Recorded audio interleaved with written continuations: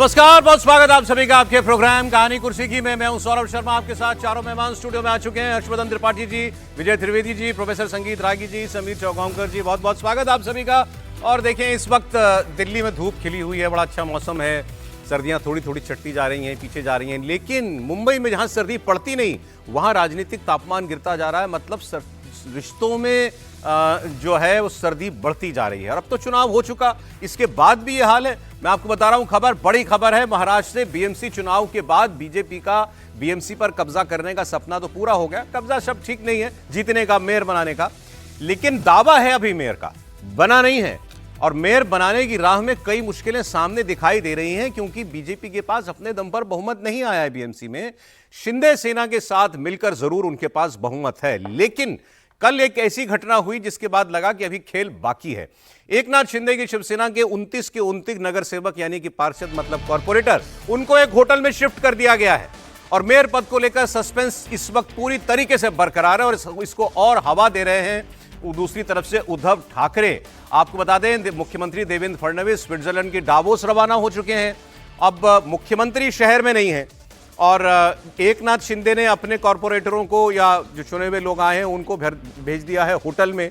और उद्धव ठाकरे कह रहे हैं कि हो सके, क्या कौन जाने, देवा चाहे तो हमारा भी मेयर बन सकता है। अभी एक हफ्ते का वक्त बाकी है इस सब कुछ होने में। अब इस एक हफ्ते में क्या होगा? देवेंद्र फडणवीस दावोस में वर्ल्ड इकोनॉमिक फोरम की बैठक में हिस्सा लेने के लिए चले गए। वो 24 जनवरी तक बाहर है। मतलब मुंबई का मेयर कौन बनेगा, इसका फैसला 24 जनवरी के बाद होगा। खबर मैंने आपको बताई कि डर किस बात का है एकनाथ शिंदे को और किससे डर है। लोग कहने वाले ये भी कह रहे हैं कि डर बीजेपी से ही है, कि बीजेपी कहीं उन्हीं के कॉर्पोरेटर लेकर के अपना मेयर ना बना रहे। हालांकि इसकी कोई गुंजाइश दिखाई नहीं देती। क्यों बीजेपी अच्छी खासी चलती गाड़ी को बीच में पंक्चर करने की कोशिश करेगी? तो फिर किसी और से डर है। किसी और का मतलब है उद्धव ठाकरे। उद्धव ठाकरे ने राज ठाकरे के साथ मिलकर चुनाव लड़ा, वो काफी पीछे छूट गए। लेकिन अगर उसमें आप उद्धव ठाकरे को, कांग्रेस को, जो कुछ और निर्दलीय जीत किया है उनको जोड़ दें, और अगर उसमें कुछ 2, 5, 10, 20 जो हैं इधर शिंदे सेना के भी टूट के आ जाएं, क्योंकि दल बदल कानून नहीं लागू होता लोकल बॉडी के इलेक्शन में, तो फिर वो अपना मेयर बनाने के प्रयास भी कर सकते हैं। तो क्या एकनाथ शिंदे को अपने कॉर्पोरेटरों के टूटने का डर उद्धव ठाकरे से दिखाई दे रहा है? ये सारी खींचतान जो है ये इस वक्त चल रही है। और महायुति में सब कुछ ठीक है ऐसा नहीं है। शिवसेना शिंदे गुट के पास 29 पार्षद हैं। ताज होटल उनका नया ठिकाना है। एकनाथ शिंदे होटल में जाकर के आज अपने कॉर्पोरेटरों से मुलाकात कर सकते हैं। शनिवार को मतलब कल महाराष्ट्र सरकार की एक कैबिनेट मीटिंग भी हुई थी और उसमें दोनों मुख्यमंत्री एकनाथ शिंदे और अजीत पवार नहीं गए थे। वहां ये नाराजगी जताने का सबसे आसान तरीका है कि कैबिनेट की मीटिंग में मत जाओ। पहले भी कई बार ऐसा हुआ, कल भी यही हुआ। अब शिवसेना की तरफ से कहा गया शिंदे साहब की तबीयत ठीक नहीं थी इसलिए वो नहीं गए। तो अजीत पवार उनको देख के बीमार पड़ गए क्या? तो वो क्यों नहीं गए? बीएमसी की 227 सीटें हैं। बीजेपी के पास है 89, 89। शिवसेना के पास है 29। अजीत पवार की पार्टी को मिली है 3। इनको सबको जोड़ दीजिए तो 114 जो बहुमत का आंकड़ा उससे बहुत ऊपर है। अब खबर यह भी आई कि शायद एकनाथ शिंदे ने यह बात रखी है कि उद्धव ठाकरे अब तक 25 साल तक राज करते रहे, लेकिन अब इस साल ये शताब्दी वर्ष है बाला साहब ठाकरे का, उनका जन्म शताब्दी वर्ष है ये। तो इस अगर मेयर शिवसेना का ही बने तो अच्छा है। मतलब जिसको आए 79 वो तो अपना मेयर ना बनाए, और जिसको मिले 29 वो कह रहा है कि हमारा मेयर बना दीजिए। लेकिन देवेंद्र फडणवीस ने बिल्कुल साफ कर दिया है कि मेयर बनेगा तो बीजेपी का बनेगा, और यह फैसला पूरा तब होगा जब वो वापस आकर के डावोस से, वो स्विट्जरलैंड से वो वापस लौटेंगे। तो ये सब कुछ वहां चल रहा है। अब इसमें किसकी क्या कहानी है वो आपको बताएंगे, लेकिन मैं आपको कुछ बयान सुना देता हूं। पहले उद्धव ठाकरे को पहले आप जरा सुन लें। उनका कल का दिया स्टेटमेंट बड़ा वायरल हुआ जा रहा है। वो मातोश्री में शिव सैनिकों से बात कर रहे थे और उन्होंने उनसे पूछा क्या अभी भी आप अपना मेयर बनाने का दावा करेंगे? तो उन्होंने कहा देवा चाहे तो क्यों नहीं हो सकता। प्रकार तरी केले, गद्दार विकले गेले, पण निष्ठा विकत नाही घेऊ शकले। तुमच्या निष्ठेला मी मानाचा मुजरा करतो। जबाबदारी आता आपली वाढलेली आहे। मी तुम्हाला सगळ्यांची पहिल्यांदा मी दिलगिरी व्यक्त करतो, कारण आतमध्ये जरा नगरसेवकांशी बोलत होतो, त्यांना सुद्धा हेच सांगितलं की आता आपली खरी जबाबदारी वाढलेली आहे। आपला महापौर व्हायला पाहिजे हे तर स्वप्न आहेच।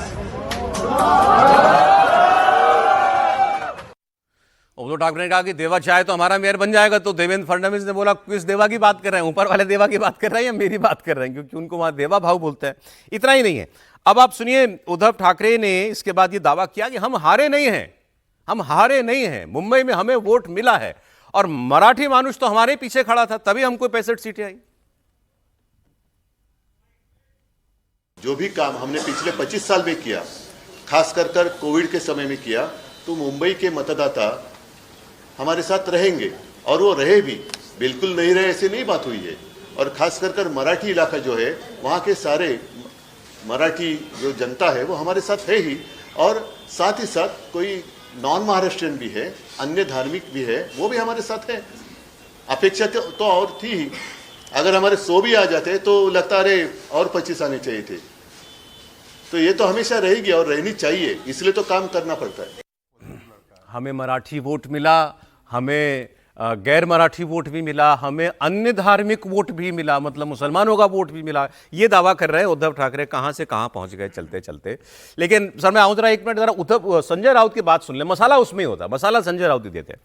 उन्होंने कहा शिंदे जी की बीजेपी को जो जरूरत थी वो जरूरत खत्म हो गई, लोकसभा हो गया, विधानसभा हो गया, अब कॉर्पोरेटर का चुनाव भी हो गया, अब शिंदे जी की कोई जरूरत बीजेपी को नहीं है, तो शिंदे जी सोच लें उनको आगे क्या करना है।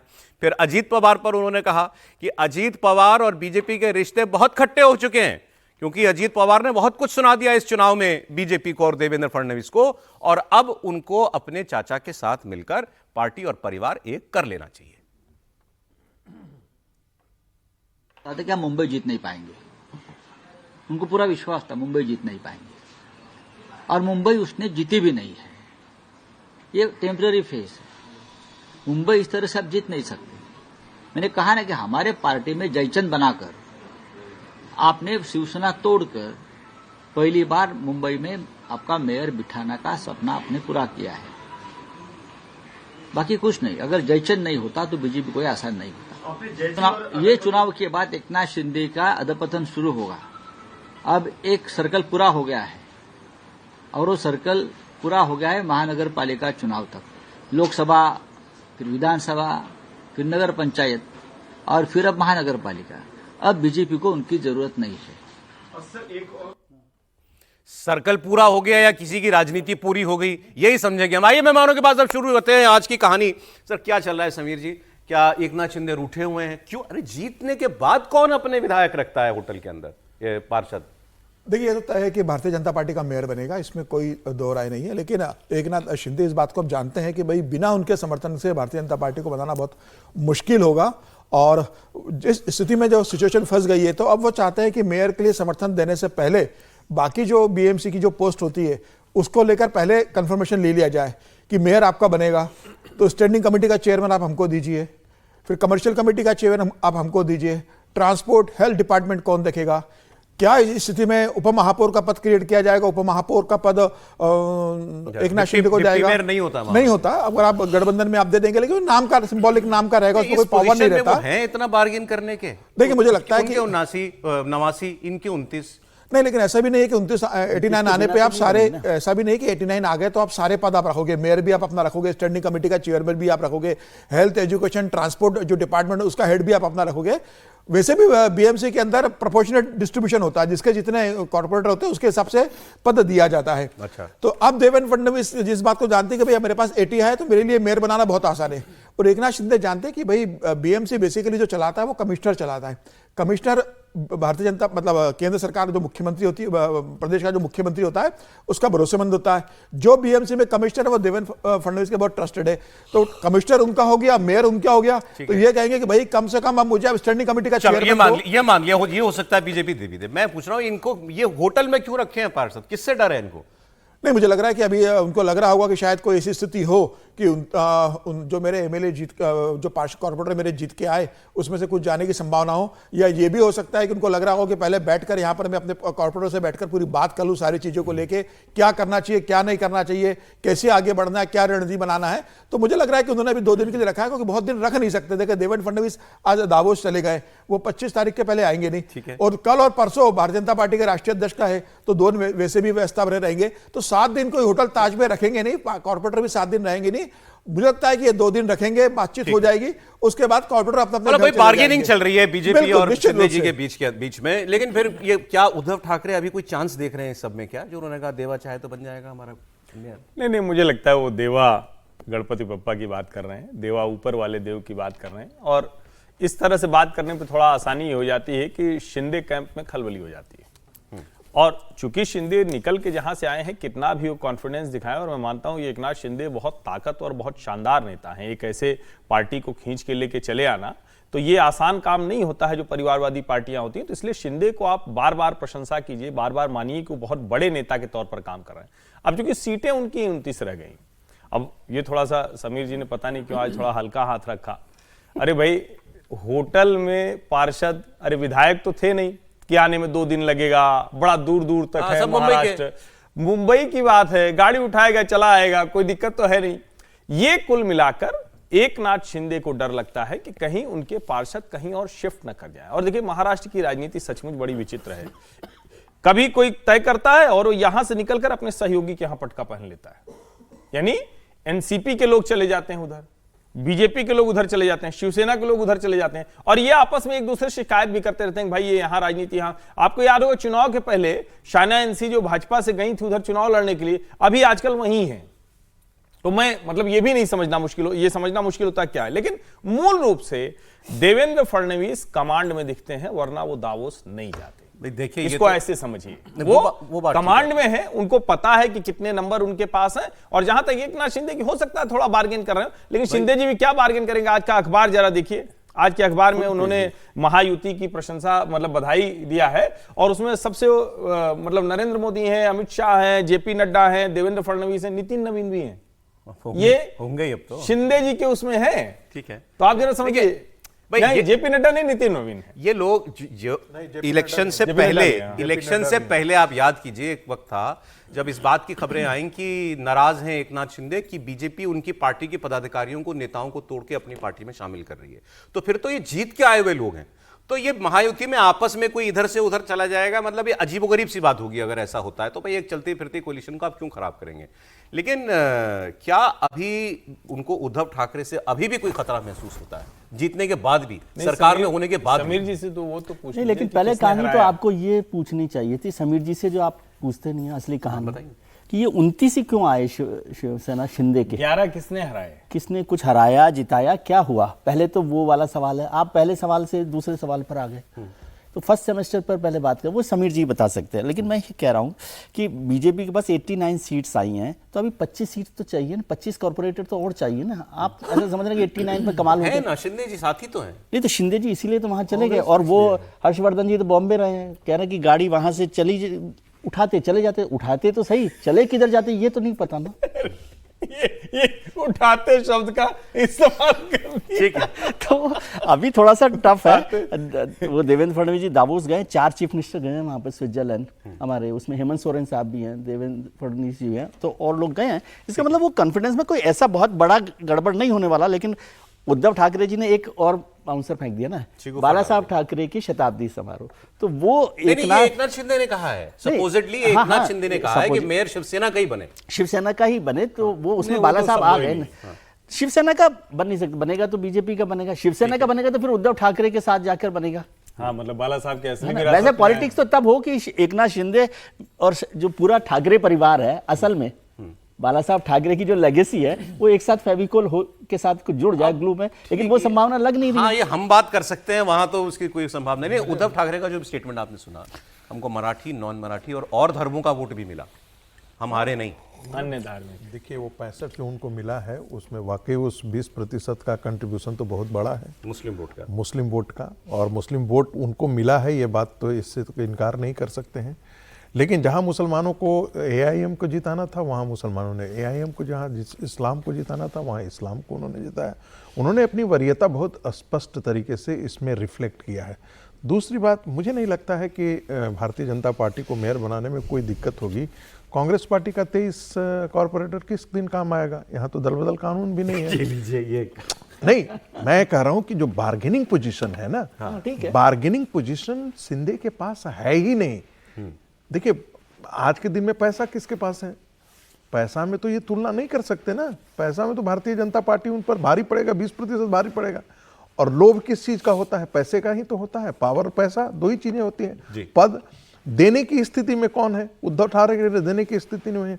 ऐसे आदमी के पास जो खुद ही कंगाल हो, उसके पास क्यों जाएगा? मैं ये नहीं कह रहा हूं, मैंने तो सिर्फ कह रहा हूं शिंदे जी के कॉर्पोरेटरों को नहीं है, कांग्रेस के कॉर्पोरेटरों को है। मैं दूसरी बात उद्धव ठाकरे भाई, इनको यदि अपने साइड लाएंगे तो दो ही कारण से लाएंगे, या तो पैसा देकर के लाएं, या दूसरी बात है पद देकर के लाएं। बिकने को तैयार होगा तो खरीदा ही हाँ। तो ऐसी स्थिति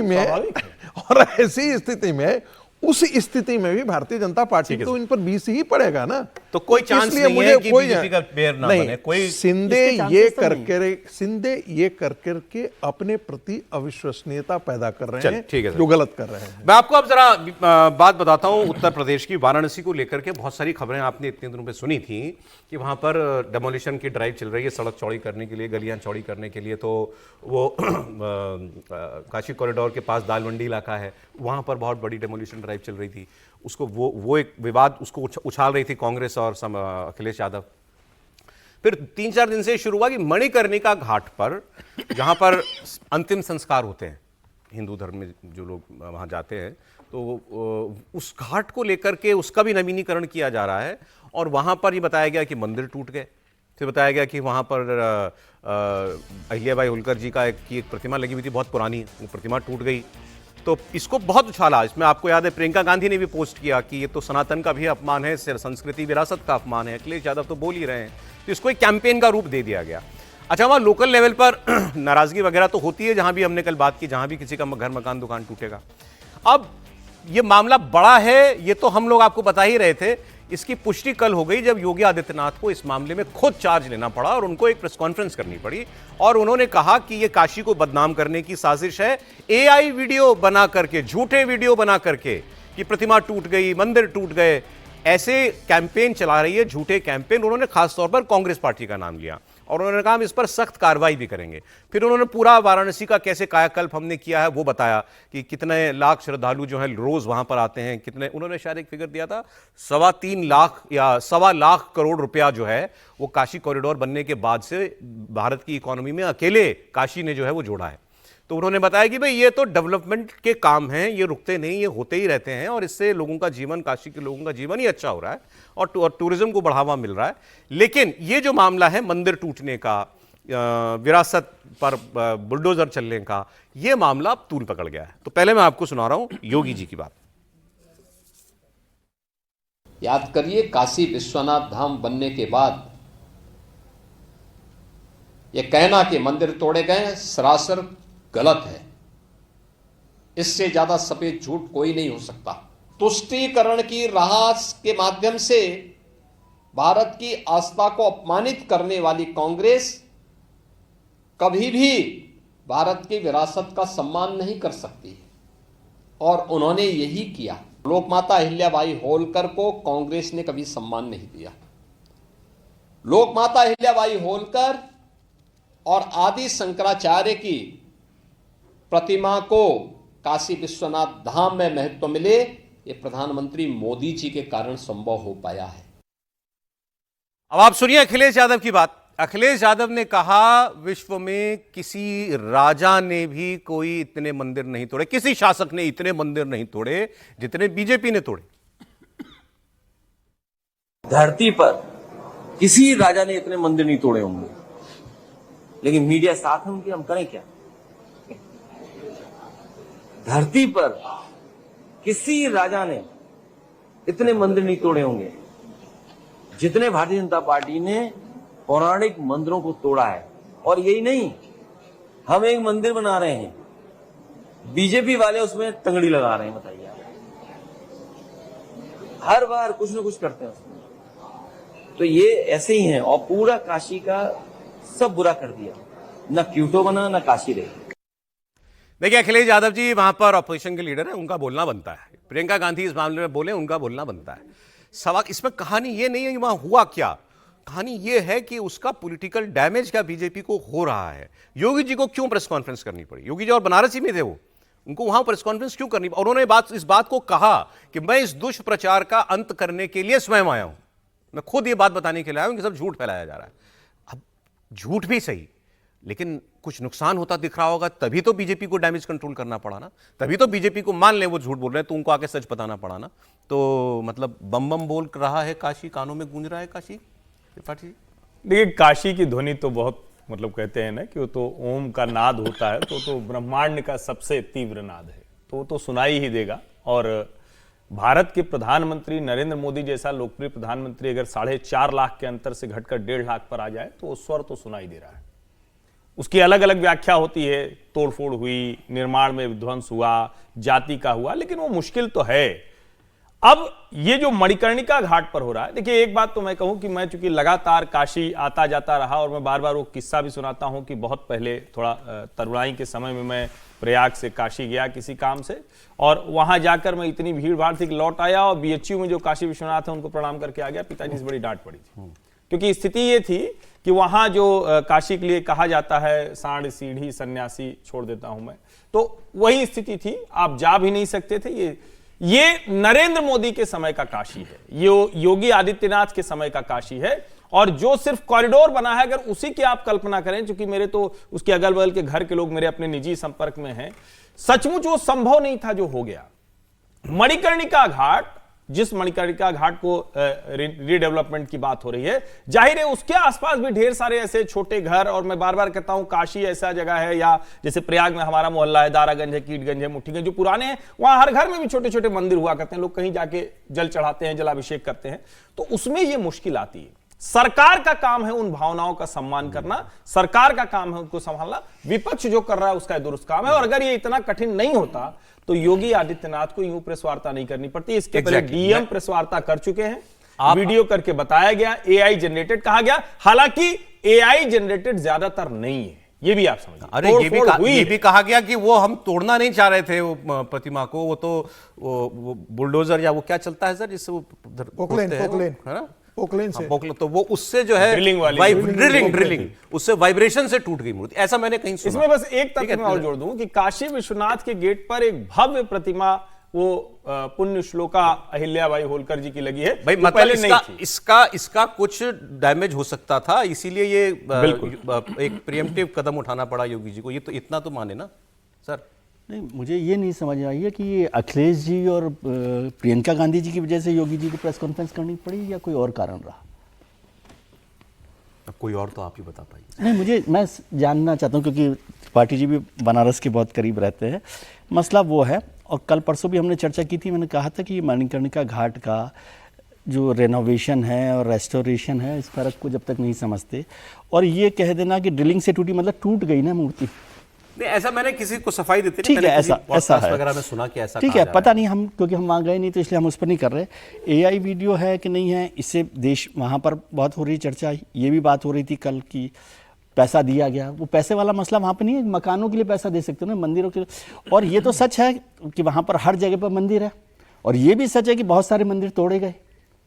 लेकिन क्या यदि ये सरकार नहीं होती, कोई अखिलेश जी की सरकार होती, प्रियंका जी की सरकार होती, तो यही जवाब दिया जाता रीडेवलपमेंट का, मंदिर तोड़ने के लिए। ठीक है, और उस भूमिका को ध्यान रखिए। और मैं हमेशा मानता हूँ, एक तो बुलडोजर को ही मैं बहुत फ्रेंडली नहीं मानता, ह्यूमन फ्रेंडली, सोसाइटी फ्रेंडली, और वो पॉलिटिकल फ्रेंडली भी नहीं है, इसको भी ध्यान रखना चाहिए। अभी तक तो बड़ा पॉलिटिकल फ्रेंडली रहा है, अभी नहीं रहा ना। बीजेपी के लिए तो बड़ा, यूपी में तो खासतौर पर बहुत फ्रेंडली रहा है। 33 सीटें कम हो गई, और उससे पहले 70 सीटें विधानसभा में कम हो गई। उसके बाद बुलडोजर की वजह से जो आई वो बुलडोजर की वजह से आई। अब ये तो यदि प्रेस कॉन्फ्रेंस की है तो उनको पता होगा कि किसकी वजह से। केवल बताइए, अगर कोई भी निर्माण उस तरह का तोड़ना है तो बुलडोजर या जेसीबी या पोकलेन या ड्रिलिंग मशीन तो लगानी ही पड़ेगी। अरे मायावती जी भी एक्टिव हो गई भाई, केवल कांग्रेस और सपा नहीं, मायावती जी का भी इस पर रिएक्शन आया है। उन्होंने कहा है कि मणिकर्णिका घाट पर तोड़फोड़ से समाज के एक वर्ग में बड़ी नाराजगी है। ये मतलब अब पूरा विपक्ष जो है इसके पीछे खड़ा हो गया मुद्दे के। देखिए, जब अयोध्या में जब प्राण प्रतिष्ठा के समय हम लोग गए थे तो हम लोग होटल से निकल करके, हर्षवर्धन जी हम लोग सब एक ही, मैं थोड़ा पान की दुकान तक चला जाता था बीच बीच में, और मैं पूछा आप लोग खुश हैं?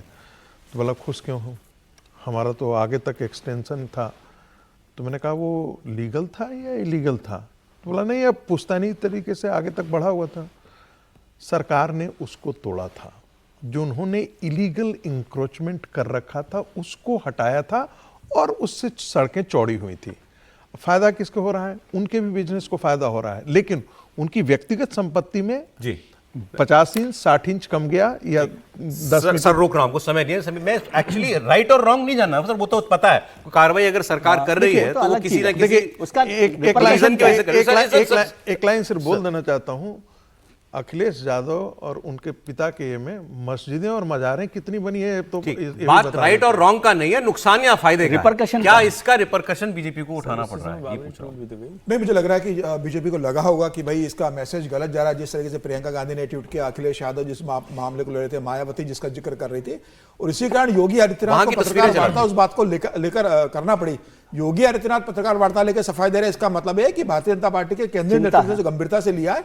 और ये बनारस कोई एक शहर नहीं है, प्रधानमंत्री की संसदीय क्षेत्र है, तो निश्चित रूप से ये योगी जी के लिए चिंता की बात होगी कि भाई प्रधानमंत्री 4 लाख से 1.5 लाख पर आ गए हैं, अगला चुनाव भी क्या प्रधानमंत्री वहां से जब लड़ेंगे तो ये सब चीजें जुड़ेंगी। तो मुझे लग रहा है योगी जी को ये बात अपना स्पष्टीकरण देने वो आए और बता रहे हैं कि किस तरीके से मतलब AI जनरेटर चलाया गया है, कोई मंदिर नहीं तोड़ा गया है। और योगी जी का पत्रकार वार्ता लेके कहेंगे तो जनता को लगेगा कि भाई जो मामला चल रहा है उसमें योगी जी ने सफाई दे दी है, मतलब ये सब झूठा चल रहा है। तो योगी जी ने आके ऐसी गंभीरता बताई है कि ये मामला कितना गंभीर हो चुका है बीजेपी के लिए। उन्होंने तो ये भी कहा कि देवी अहिल्याबाई की होलकर जी की जो प्रतिमा है वो टूटी नहीं है, वो हमने वहां से संरक्षित की, उसको दोबारा हम लोग जो है स्थापित करेंगे, ये भी उन्होंने कहा। कह रहे नहीं, मैं ये अब खबर थी मतलब बुलडोजर कहीं और चलने का भी डर है क्या?